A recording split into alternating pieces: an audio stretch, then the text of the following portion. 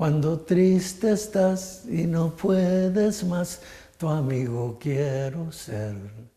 Cuando quieres amar, pero sientes llorar. And this was my brother Jesse's amplifier. My little brother Jesse, who I brought into the group to play bass, died at the early age of 20, and I vowed that I would stay with the music till I made it to the top, whatever the top means. But when I got the first Grammy, I, of course, dedicated it to his memory. First thing he did when he could afford it was buy this, what they call the big piggyback Fender amplifier, and he bought a bass.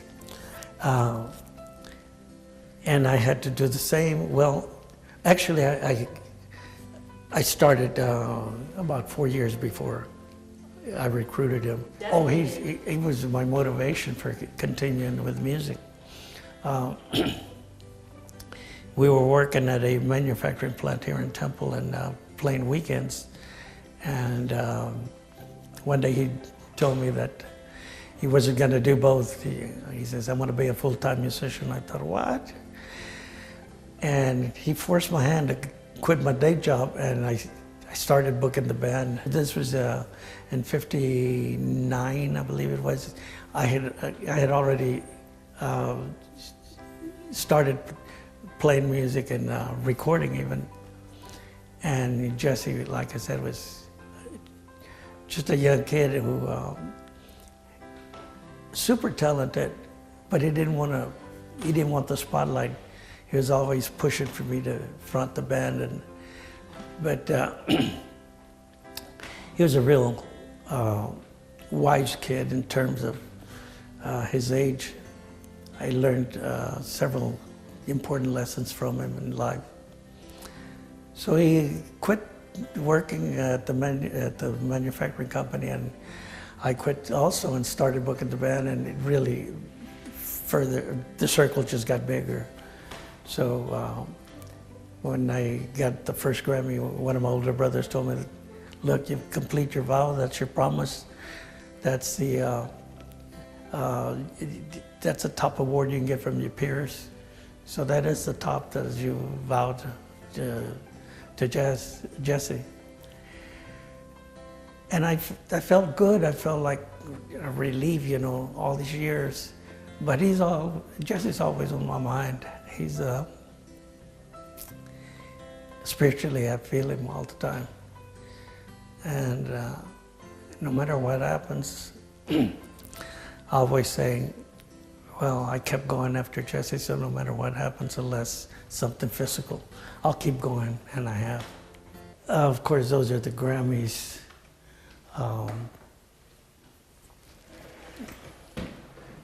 When you look at those, what do you think? When did I do all this work? Because I thought I was having fun. But how lucky I am. Again, so many other people could have gotten them, and I was chosen for them. When you're down and out, wondering what's it all about, I want to be your friend. That's my dad's hat, and as his lunchbox, and as I said earlier, he was a railroad man, worked for Santa Fe for 30 years, and they were laying railroad, so I got to work 2 weeks as a railroad man. That's just a kid. I probably weighed 100 pounds, 105 pounds.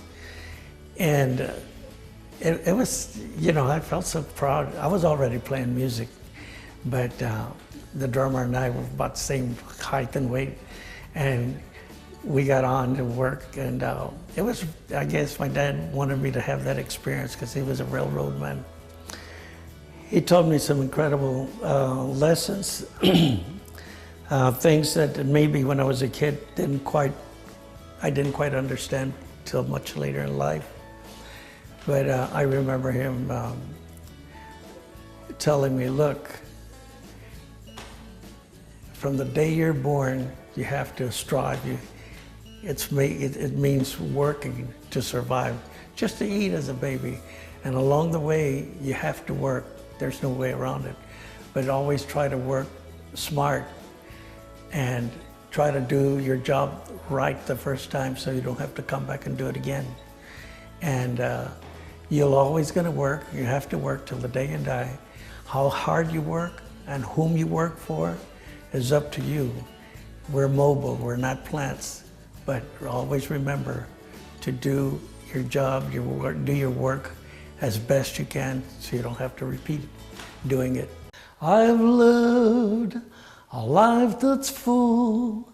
I travel each and every highway, but more, much more than this, I did it my way. I think what I get most out of what I do with the music is having these opportunities to help others, to help the communities. It's just so sad that we live in such an incredible, rich country. And I like to stay grounded.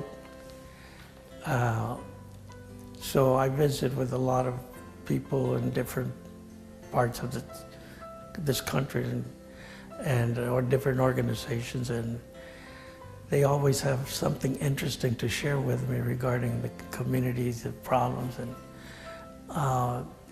so I know I'm very, very fortunate to want to be able to do what I've done, and to still be alive at 82. I'm here. I've done so much of this work around the country, just all kinds of fundraising for different organizations. But I live in Temple, and I like to keep a low profile, I don't like to be discovered. I don't like to be discovered. You're giving a performance Friday now. Well, now yes, and I have plans that I want to talk about what I have, my intentions for the future regarding the education program, and with Dr. Bobby Ott, who I proposed this idea of the concert, and he agreed, and he's just an incredible, wonderful person. And I intend to do more fundraising and these kind of events for the community. I have more time now. I'm in a place where I can pick and choose, and that's incredible. And I'm comfortable in Temple, and I'm getting discovered, so I don't think I can stay in my cave much longer without. And when you need me, I'm here to hold you. And when you want me, I'm here to love you. If you learn to, if you're kind and respectful and work hard and try to be fair, things just happen, doors just open, and above all, don't be afraid to try. With my health and time that I have available that I didn't before, I can do some good things for the community here in Temple. I've lived a life that's full. I travel each and every highway, and more, much more than this, I did it my